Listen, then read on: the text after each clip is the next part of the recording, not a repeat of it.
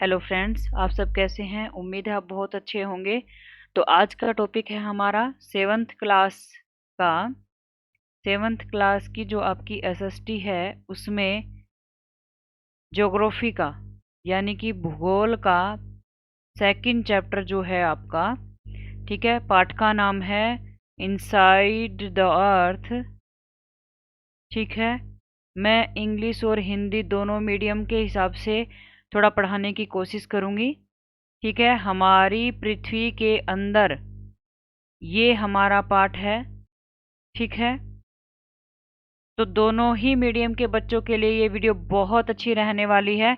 तो वीडियो में ज़रूर जुड़े रहना और इस वीडियो को देखने के बाद आपका कोई भी डाउट नहीं रहेगा इस पाठ से संबंधित। तो अभी हम इस पाठ को शुरू कर लेते हैं। जो आपका ये पाठ है वो है पृथ्वी के बारे में, इनसाइड द अर्थ। पृथ्वी के अंदर किस तरह से है, क्या है, कुछ है। ठीक है, अब पृथ्वी जो है उसकी सतह पर, उसकी सरफेस पर बहुत सारे परिवर्तन होते रहते हैं। तो जो वो परिवर्तन होते हैं, हमें नहीं पता कि पृथ्वी की जो आंतरिक संरचना है वो ढंग से नहीं पता है कि किस तरह की है, उसके अंदर किस प्रकार के परिवर्तन होते रहते हैं। हमें तो केवल उसकी सतह पर होने वाले परिवर्तन और जो भूकंपीय तरंगे आती हैं, जो भूकंप आता है, उसी से पता लगता है कि पृथ्वी की संरचना कैसी है और हम उसकी स्टडी पर ही आधारित होकर के अंदाजा लगा सकते हैं कि किस तरीके की पृथ्वी की संरचना है। ठीक है, और किससे पता लगाएंगे? भूकंप की तरंगे, अर्थक्वेक की जो लहरें होती हैं। ठीक है, भूकंपीय तरंगे या इंग्लिश में क्या बोलेंगे उसको,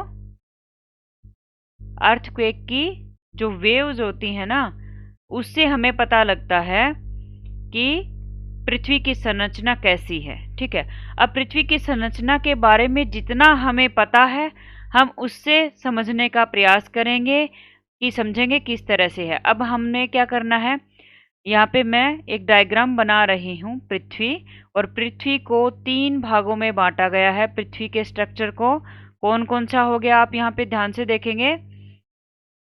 ठीक है, कौन कौन सी? पहली आपकी हो गई क्रस्ट। क्रस्ट यानी कि आप उसको हिंदी में बोलते हैं भूप्रपटी। फिर उसके बाद है मेंटल। ठीक है,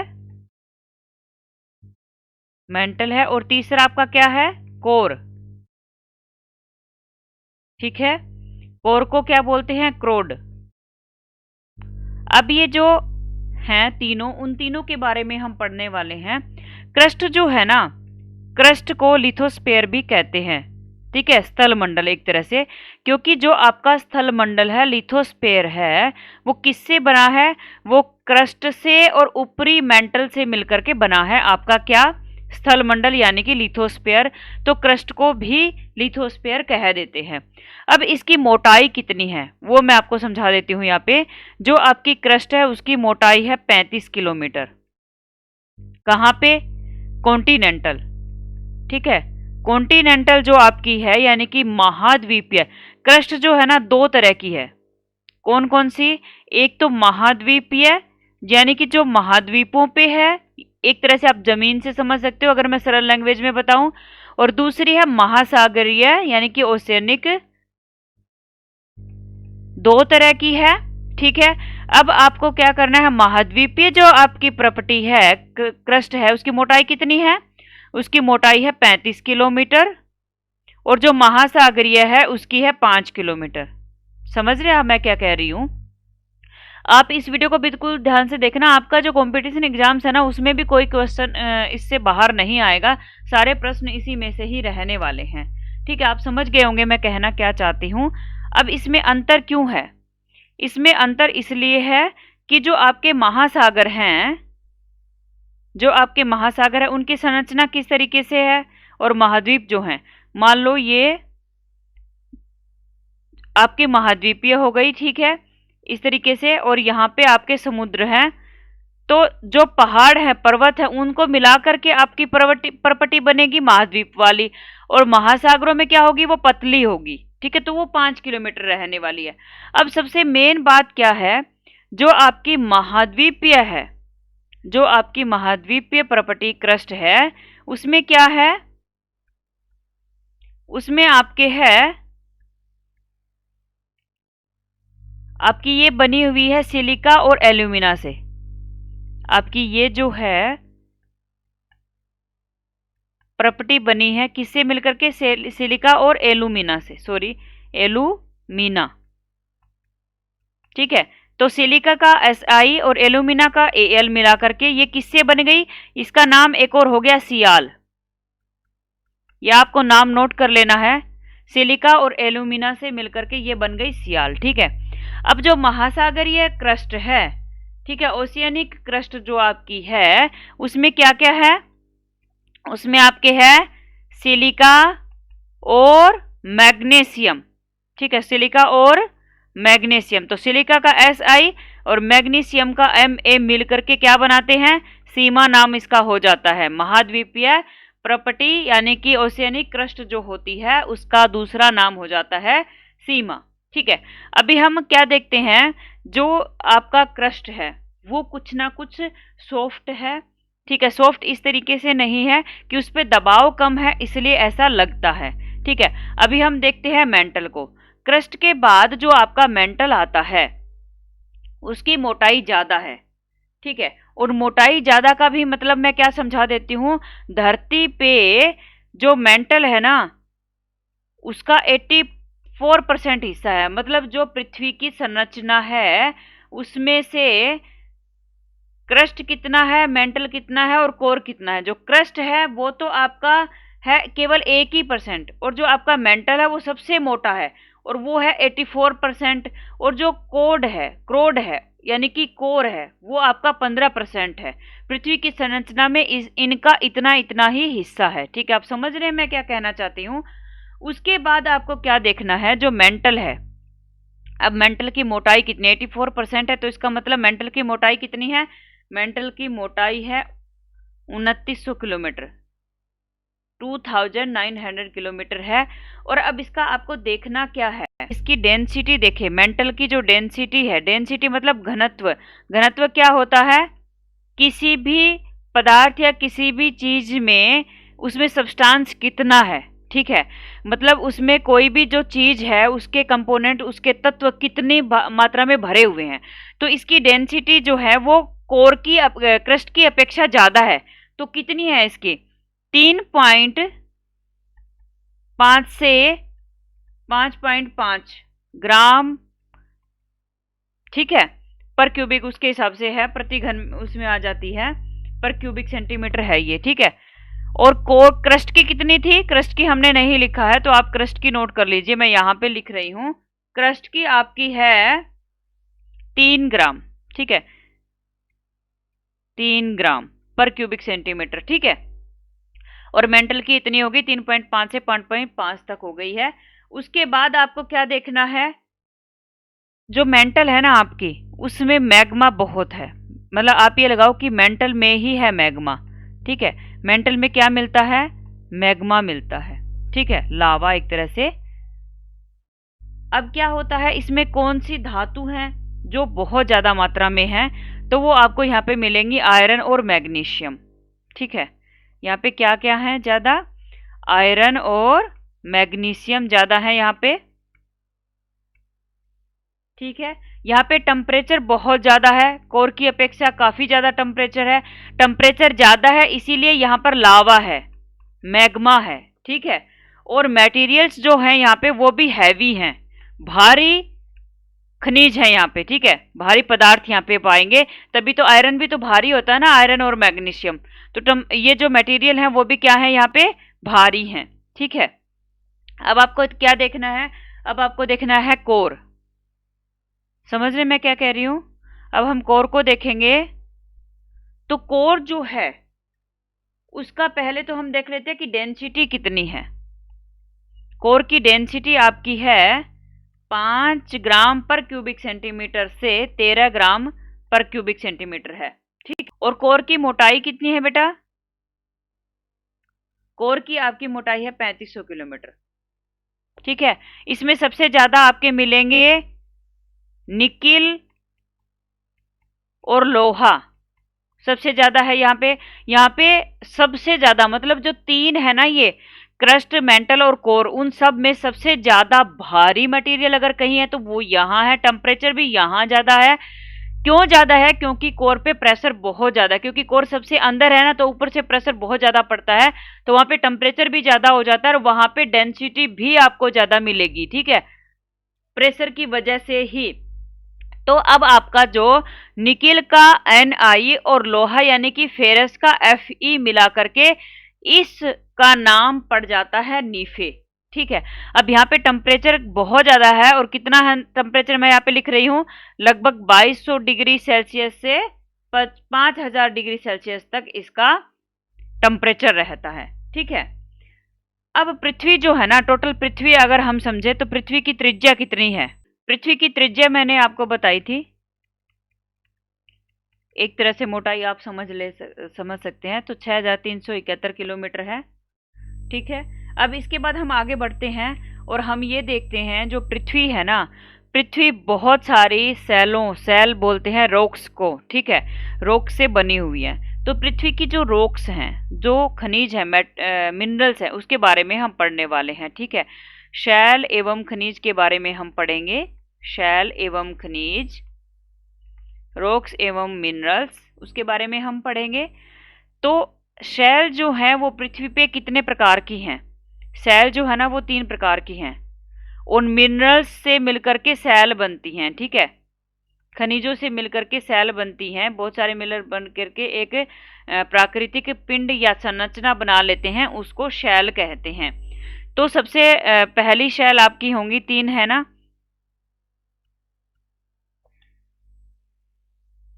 तो पहली आपकी है आग्नेय, जिसको इग्नियस कहते हैं, ठीक है, इंग्लिश में क्या कहेंगे? इग्नियस। दूसरी आपकी है अवसादी, इसको बोलेंगे सेडिमेंट्री, ठीक है। और तीसरी आपकी है कायांतरित। कायांतरित मतलब जिसकी काया मतलब एक तरह से शरीर को कहते हैं ना, जो कायांतरित हो गई है, जिनका रूप बदल गया है, रूप परिवर्तित हो गया, तो इसको कहते हैं मेटामॉर्फिक, ठीक है, मेटामॉर्फिक होती हैं ये सेलें। अब जो आग्नेय सेलें हैं उनके बारे में सबसे हम पढ़ लेते हैं। सबसे पहले जो आपकी आग्नेय शैल हैं वो इग्निस शब्द है आपका, लेटिन भाषा का इग्निस जो शब्द है उससे बनी है, और इसका मीनिंग होता है फायर यानी कि अग्नि। इग्निस शब्द का मीनिंग क्या होता है? अग्नि। सेडिमेंट्री शब्द सेडिमेंटम शब्द से बना है, ठीक है, जिसका अर्थ होता है स्थिर। स्थिर मतलब जो स्थित है, मतलब ठहरा हुआ है। और मेटामॉर्फस शब्द से बनी है ये मेटामॉर्फिक, और इसका मतलब क्या होता है? इसका मतलब होता है रूप परिवर्तन, यानी कि रूप परिवर्तन करके, रूप बदल करके ये बनी है, ठीक है। अब ये पढ़ लेते हैं। सबसे पहले जो आग्नेय चट्टानें होती हैं ये प्राइमरी रॉक हैं, प्राथमिक शैल हैं, ठीक है। प्राइमरी रॉक यानी कि प्राथमिक शैल हैं, आग्नेय यानी कि इग्नियस शैल, क्योंकि ये सबसे पहले बनती हैं लावा से ठंडे होने के बाद। और प्राथमिक इसलिए भी हैं क्योंकि इससे बाकी की जो शैल होती हैं, बाकी की जो आपकी रॉक्स होती हैं वो इससे बनती हैं, तो इसलिए ये प्राथमिक शैल हैं, ठीक है। अब क्या होता है, इनको क्या बोलते हैं, कैसे बनती है? ये वोल्केनिक इरप्शन से बनती है, ठीक है, लावा के फूटने से ये बनती है, मैग्मा के निकलने से बनती है, तो ये वोल्केनिक इरप्शन से बनती हैं, ठीक है। अब जब लावा धरती से बाहर निकलता है तो 2 प्रकार से बनता है। जब लावा पिघलेगा तो 2 तरीके से शैल बनेंगी। किस तरीके से बनेंगी? एक तो वो होंगी जब लावा धरती के अंदर ही ठंडा हो जाता है, ठीक है। एक वो होता है जब धरती के बाहर लावा ठंडा होता है, ठीक है। तो पहली होंगी अंतर्भेदी। अंतर का मीनिंग ही अंदर होता है। अंतर्भेदी और बहिर्भेदी। बहि का मतलब बाहर, ठीक है। इंट्रूसिव और एक्सट्रूसिव, इंग्लिश में क्या बोलेंगे इनको? इंट्रूसिव और एक्सट्रूसिव, यानी कि जो बाहर निकल आई हैं, समझ रहे हैं आप। अब जो इंट्रूसिव होंगी ना वो क्या होती हैं क्योंकि वो अंदर दबी हुई हैं तो उन्हें वातावरण नहीं मिल रहा, हवा नहीं मिल रही, तो वो धीरे धीरे ठंडी होती हैं, स्लो कूलिंग होती है इनमें, ठीक है, धीरे धीरे ठंडी होएंगी। और जब धीरे धीरे ठंडी होती हैं तो क्या होएगा वहां पे, उसमें जो आपके टुकड़े होंगे, उसके जो क्रिस्टल्स होंगे, जो उसमें चट्टाने एक तरह से होंगी, वो क्या होंगी, बड़ी होंगी। उसके क्रिस्टल्स जो होंगे ना, वो कैसे होंगे, बड़े होंगे, ठीक है। अब इसमें एग्जाम्पल कौन कौन से होते हैं इसके, जैसे कि ग्रेनाइट है आपका, डोलेराइट है आपका, ये दोनों ही अंतर्भेदी होती हैं। जब लावा पिघल के बाहर आने का प्रयास करता है तो कुछ अंदर भी ठंडा हो जाता है, तो उसे अंतर्भेदी या इंट्रूसिव कहते हैं। वो जो रॉक्स होती हैं उनमें ग्रेनाइट और डोलेराइट को गिना जाता है, ठीक है। अब हम देखते हैं बहिर्भेदी, जो बाहर निकल करके लावा ठंडा होता है, तो उनको क्या कहेंगे, देखो एक तो वो धरती पे दिख रही है, तो उन रॉक्स को क्या कहेंगे, वोल्केनिक रॉक्स, ठीक है, यानी कि लावा चट्टाने एक तरह से कहेंगे। दूसरी बात, ये जब बाहर आके निकलती हैं तो ये जल्दी ठंडी होती हैं, ठीक है, जल्दी ठंडी होंगी, ठीक है, रैपिड कूलिंग होती है इनमें, जल्दी ठंडी होती हैं। इस वजह से इसके जो क्रिस्टल होंगे वो बहुत ही फाइन ग्रेन्ड होंगे, यानी कि बिल्कुल छोटे छोटे होते हैं, दानेदार होते हैं, ठीक है, छोटे छोटे क्रिस्टल यहाँ पे होंगे, इसके छोटे छोटे टुकड़े होंगे, छोटी छोटी चट्टाने होंगी। और इसका सबसे अच्छा एग्जाम्पल क्या है, इसका सबसे अच्छा एग्जाम्पल है बेसाल्ट, यानी कि इंडिया का जो दक्कन प्लेट्यू है, दक्कन का जो पठार है, दक्कन प्लेट्यू, वो बेसाल्ट से बना है। और बेसाल्ट किस तरीके से बनता है, वो वोल्केनिक इरप्शन जो होता है बहिर्भेदी, यानी कि जब लावा बाहर आकर के ठंडा होता है और धीरे धीरे ठंडा होता है तो बेसाल्ट बनता है। और हमारा जो दक्कन का पठार है वो बेसाल्ट से ही बना हुआ है, और वो अंतर्भेदी शैल का एग्जाम्पल है, ठीक है, अंतर्भेदी आग्नेय शैल का। अब इसके बाद हम देख लेते हैं अवसादी शैल। अवसादी शैल क्या होती हैं, अब देखिए क्या होता है कि जो आग्नेय शैल हैं वो क्या होगा, अब इन पे ये लुढ़क जाएंगी, चट्टाने लुढ़कती हैं, टकराती हैं, ठीक है, और कुछ मान लो हवा पानी का कुछ असर हुआ तो वो क्या होंगी, उनमें इरोजन हो जाता है। इरोजन मतलब उसमें अपर्दन होता है, टूटती फूटती हैं वो, ठीक है, इरोजन होता है। और जब उसमें अपर्दन होता है, वो टूटती फूटती हैं, तो क्या होगा, फिर हवा आएगी, पानी आएगा, वो सब क्या करेंगे, इसको बहा के ले जाएंगे। और जो भी गहरी जगह होगी, जो डिप्रेशंस होंगे, उनमें वो ले जा करके जमा कर देंगे। और जो जमा करने के बाद परत दर परत जब वो जमा होगी, तो जब उस पर दबाव पड़ेगा, ठीक है, मान लो बहा करके ले गया पानी, हवा बहा कर ले गया, एक बार जमा होने से थोड़ी होता है, ऊपर नीचे बार बार उसके ऊपर जमा होता रहता है, फिर दबाव पड़ता है। और दबाव जब पड़ता है तो आपकी अवसादी चट्टाने या सेडिमेंट्री रॉक्स बनती हैं। समझ रहे हैं आप क्या कह रही हूं मैं। अब इसमें क्या होता है, जो आपकी सेडिमेंट्री रॉक्स होती हैं, मैं इनके ना थोड़ी विशेषताएं होती हैं तीनों की ही, वो मैं थोड़ा सा बाद में बताऊंगी। अभी हम एक बार उसको देख लेते हैं, मेटामॉर्फिक यानी कि कायांतरित शैल को और देख लेते हैं, ठीक है।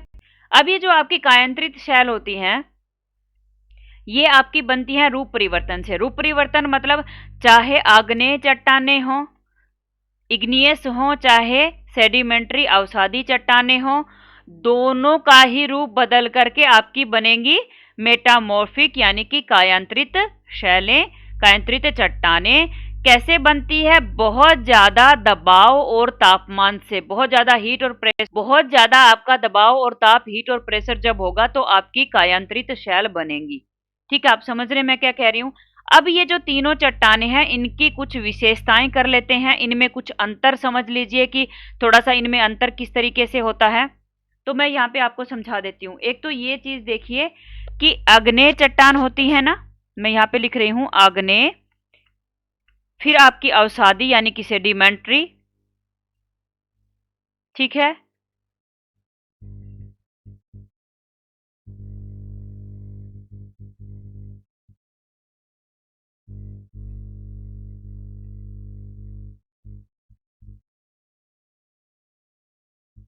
उसके बाद है आपकी कायांतरित मेटामॉर्फिक।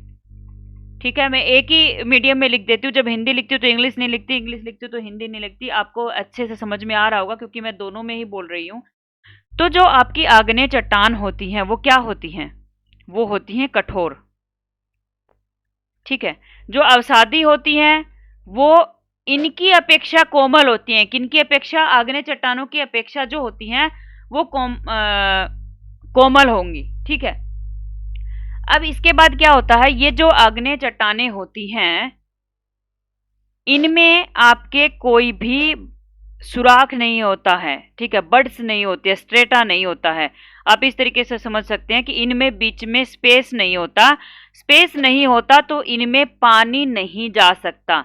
ठीक है, पानी नहीं रिसता, पानी रिसता नहीं है। ठीक है, जब पानी नहीं रिसता, उनमें पानी होता नहीं है तो उनमें जीवाश्म नहीं होते, उनमें जीवन नहीं होता। ठीक है, जो अवसादी चट्टानें होती हैं आपकी वो मैक्सिमम पानी में मिलती हैं, वाटर बॉडीज जो होते हैं उनमें मिलेंगी।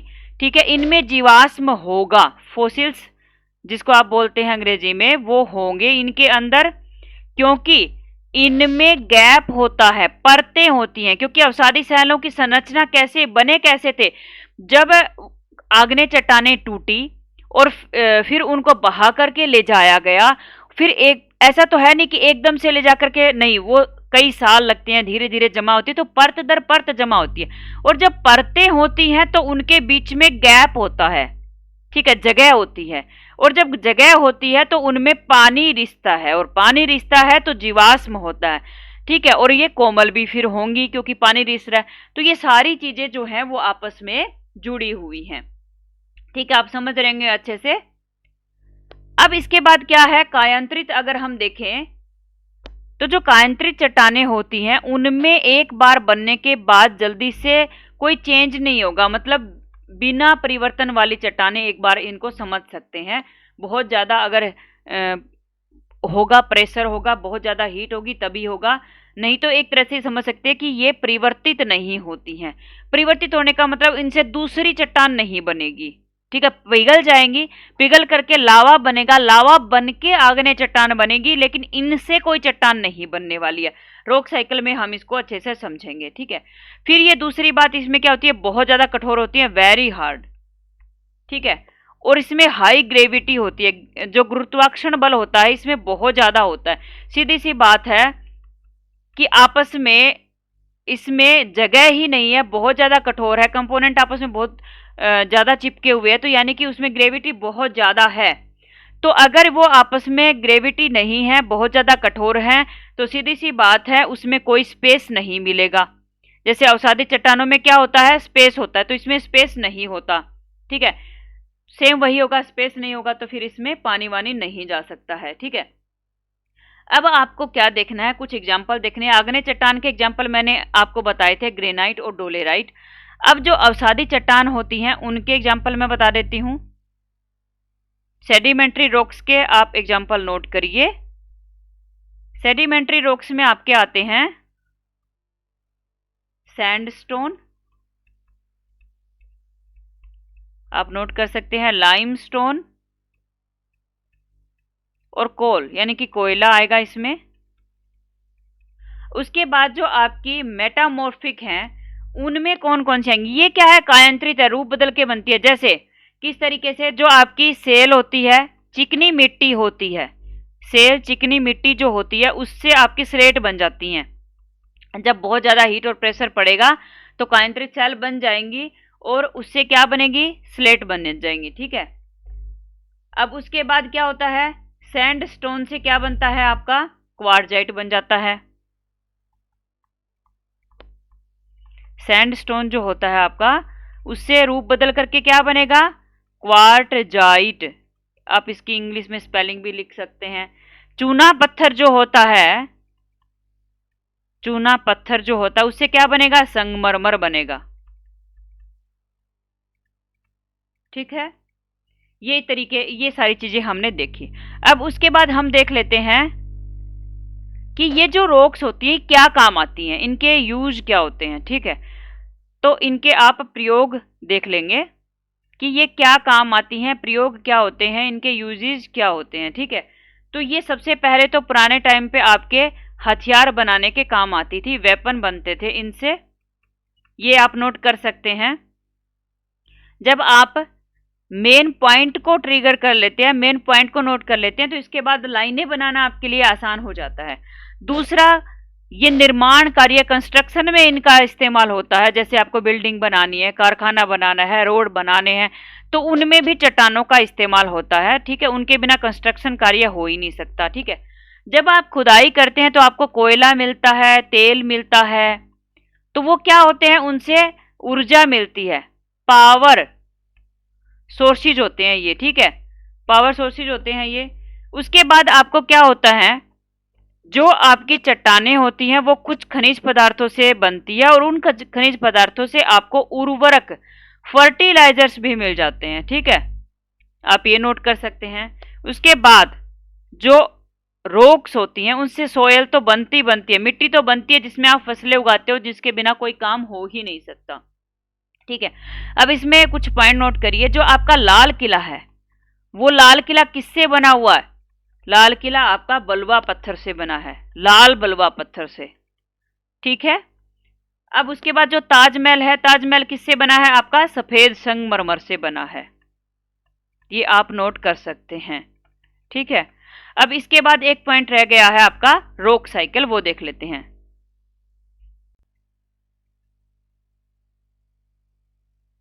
अब हम देखते हैं रॉक साइकिल कि चट्टानें बनती किस तरह से हैं, ठीक है, उनकी प्रक्रिया किस तरीके से रहती है, वो देखते हैं। तो सबसे पहले क्या होता है, आपका मैग्मा है पृथ्वी के अंदर। मैग्मा जब बाहर निकलेगा या अंदर ही ठंडा हो जाएगा, तो उस मैग्मा से बनेंगी आपकी आग्नेय यानी कि इग्नियस चट्टानें, इग्नियस सेल, इग्नियस रॉक्स बनेंगी। उसके बाद क्या होता है, जो ये इग्नियस होती हैं, आग्नेय चट्टानें होती हैं, जब ये लुढ़क करके हवा पानी इससे जो भी इसमें क्या होगा, अपरदन होगा। अपरदन के बाद इनको बहा के ले जाया जाएगा, ट्रांसपोर्ट किया जाएगा, ठीक है। परिवहन जब इनका होगा तो ये कहीं जाकर के जमा होंगी डिप्रेशंस में। जब जमा होंगी तो ये परतों में जमा होंगी, और परतों में जब जमा होंगी तो इनसे अवसादी चट्टानें यानी कि सेडिमेंट्री रॉक्स बनेंगी, ठीक है। अब ये जो सेडिमेंट्री रॉक्स हैं ये बन गई। इसके बाद हमारा क्या होता है, ये सेडिमेंट्री रॉक्स और आपकी ये जो आग्नेय चट्टानें हैं, इग्नियस रॉक्स हैं, ये क्या होगा, जब इन पे बहुत ज्यादा हीट और प्रेशर पड़ता है, तो ये कायांतरित यानी कि मेटामॉर्फिक रॉक्स बन जाती हैं, कायांतरित शेल बन जाती हैं, ठीक है। जब इन पे बहुत ज्यादा हीट और प्रेशर पड़ेगा तब ये बनेंगी। अब ये जो कायांतरित शेल होती हैं, इनमें वैसे कोई चेंज नहीं होता है, लेकिन जब इनके ऊपर बहुत ज्यादा दबाव पड़ेगा, हीट पड़ेगा, इनको ब्रीड किया जाएगा, तो ये क्या होगा, ये फिर से मैग्मा में बदल जाएंगी, और अब मैग्मा आग्नेय चट्टानों में बदल जाएगा। तो इस प्रकार से ये जो चट्टानों की प्रक्रिया होती है ये चलती रहती है कि किस तरीके से ये बनते हैं, ये रॉक साइकिल होता है, ठीक है। तो आप इस रॉक साइकिल को नोट करिए, क्योंकि क्वेश्चन बनता है इस तरीके से। अब कौन सी से कौन सी बनती है, कुछ हम पीछे एग्जाम्पल से बता भी चुके हैं। अब एक मेन चीज है कि जीवाश्म यानी कि फोसिल्स क्या होते हैं, ठीक है, जीवाश्म या फोसिल्स क्या होते हैं।